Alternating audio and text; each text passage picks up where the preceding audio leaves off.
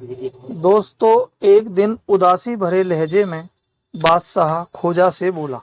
खोजा, बहुत दिनों से मेरी इच्छा है कि आकाश में उड़कर पूरी दुनिया की सैर करूं। मैं दुनिया के पहाड़ों, नदियों, शहरों, गांवों, जंगलों और मैदानों को देखकर अपना ज्ञान बढ़ाना चाहता हूं। मेरी यह इच्छा पूरी करने के लिए क्या तुम कोई बढ़िया तरकीब बता सकते हो? खोजा ने धीर गंभीर आवाज में कहा। जरूर बता सकता हूँ जहाँपना। यह सुनते ही बादशाह की उदासी उड़न छू हो गई। वह उतावला होता हुआ बोला, तुम सचमुच बड़े अक्लमंद हो। बताओ, वह तरकीब कौन सी है? आकाश में पहुंचना कोई मुश्किल काम नहीं है जहाँपना, बशर्ते आप में धीरज हो। आप अपने खजूरी रंग के घोड़े को मुझे दीजिए।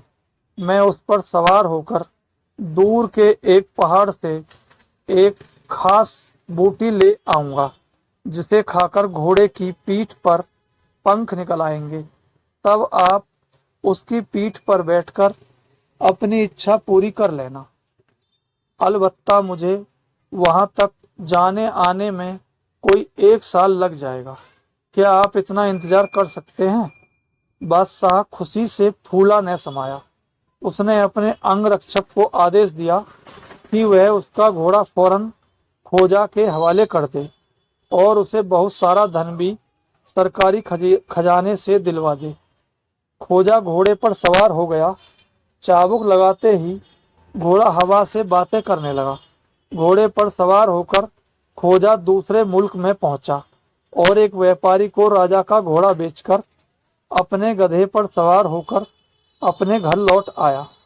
घर पहुंचकर उसने बादशाह से मिला सारा धन और घोड़े को बेचकर उसे जो रुपए मिले वे सब अपनी पत्नी के हवाले किए और सारा किस्सा सुनाने के बाद यह कहता हुआ लंबी चादर तानकर सो गया कि अब 1 साल तक मुझे कहीं आना जाना नहीं है। मैं घर में हूँ, यह बात किसी को न बताना।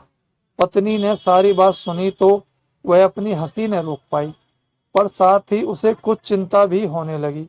करीब 1 साल बाद खोजा राजमहल में पहुंचा। उसे देखते ही बादशाह ने मुस्कुराकर पूछा, खोजा, 3 दिन बाद 1 साल पूरा होने वाला है। क्या मेरे घोड़े की पीठ पर पंख निकल आए हैं? हाँ जहाँपना, खोजा ने मूंछों पर हाथ फेरते हुए जवाब दिया। खुशी से उछलते हुए बादशाह बोला, तुमने सचमुच कमाल कर दिया खोजा, पर तुम घोड़े को साथ क्यों नहीं लाए? खोजा ने दुखी होने का स्वांग रचाते हुए बताया, मैं उसे साथ ला रहा था जहाँपना, मगर वह रास्ते में पंख फड़फड़ाता हुआ उड़ गया।